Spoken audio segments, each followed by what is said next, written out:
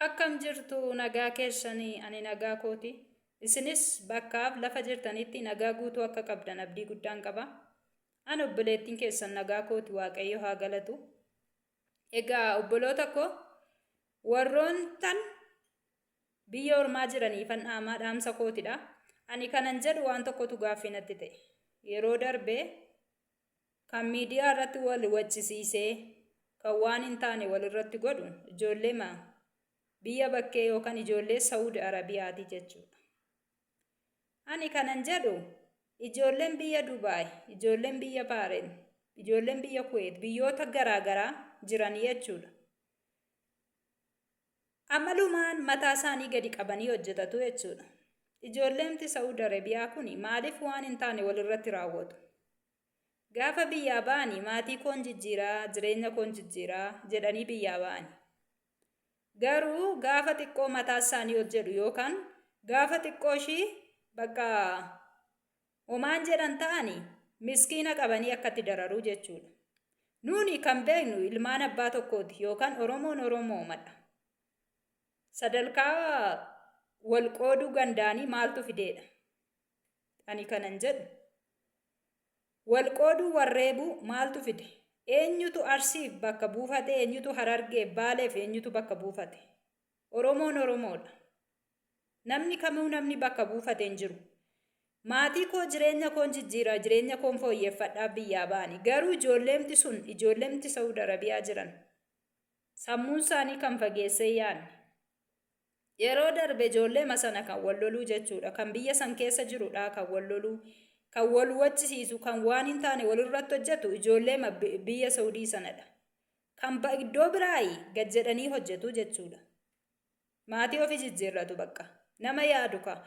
Warri sanu garuu bakka gocha hin taane gocha fokkisaa, gocha namatti hin tolle, gocha waaqatti hin tolle walirratti raawwatu jechuudha. Miidiyaa kanarratti fidanii walirratti wacanii walirratti raawwatu jechuudha. Maaliidhaaf kun ta'e? Nuni kan beeknu ilmaan abbaa tokkooti. Oromoon Oromoodha. Oromoon Oromoo irratti waan hin taane raawwachuu hin barbaachisu.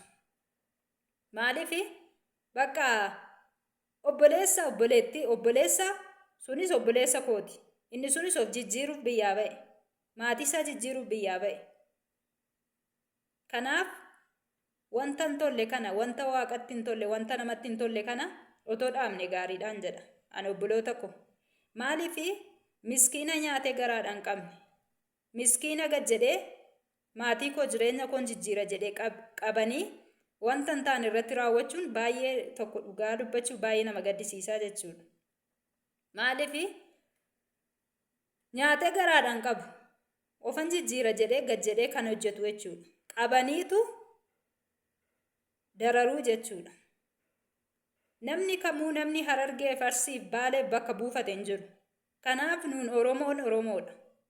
Kanaaf gocha hin taane walirratti raawwatina. Waaqa sodaadhaa. Amantaan qabdanii isin warri akkas gootanii miskiina darartan kun amantaan qabdanii. Waaqayyoon ofirratti hin sodaattanii. Kanaaf obboloota koo ijoollee nyaatee garaadhaan qabneef miskiinaan darariina. Namni bakka isin buufate hin jiru. Oromoon kamillee kutaa garaagaraa ta'uyyuu Oromoon tokko ilmaan abbaa tokkooti. Kanaaf miskiina qabdanii hin darariina. Waan hin taane irratti hin raawwatina. Of jijjiiruuf maatii keessan jijjiiruuf biyyaa baatan. Biyyuma sana keessatti immoo wanti akkasii kun kan argame inni kaanoo seeraan gad jedhee hojjetata. Inni kaanoo mataa isaa gadi qabee hojjetata. Gadi qabee hojjetatee bula. Maatii isaa jijjiira, jireenya isaa jijjiira. Biyyu ijoollumti biyya sanaa nama hin baranne, nama hin yaadne mooyyuu maalidha? Yeroo darbees ijoollee biyya sanaati. Kan waan hin taane wal keessa kaa'ee, kan waan hin taane dubbatee, kan waan hin taane godhee miidiyaa irratti fidanii wal iyyisiisan ijoollee biyya sanaati. Sammuun keessan hin yaaduu isiniin. Sammuun keessan hin hojjetuu hin jedheen. Fageessitanii yaaduu hin dandeessanii. Miskiina hojjetatu maaliif qabdanii akkas sadarkaa kanaan geessu? Ani gaaffiin koo isa kanadha. Yeroo hundumaa irra deddeebi'ee ijoollee biyya sanaati.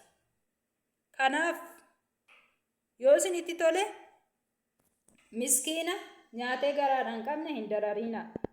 Kuni dhaabsa bulummaati. Maaliif lammiin biraa yookaan warri soddaa jetta sun yoo sin argan gocha kana isaanuu akkas jedhanii sin tuffatu. Isaanuu kunoo kanadha. Sadarkaa kana wal ga'anii jedhama. Kanaaf namni afaan keenya yookaan Oromoon taaneyyuu sinitti kolfuu nutti kolfuu nu tuffatu. Kanaaf warri gocha akkasii gootanii dhaabaan siniin jedha. Kun dhaabsa obbolummaati. Wanta fokkisu wanta namatti waaqatti hin tolle kana Oromoon Oromoo irratti raawwachuun baay'ee tokko nama gaddisiisa. Kanaaf obboloota koo miskiina darariinaa. Miskiina nyaatee garaadhaan qabne. Miskiina jijjiiruuf mataa isaa gadi qabatee bulu hin darariinaan siniin jedha. Kun dhaamsa obbolummaati. Nagaan naaf tura.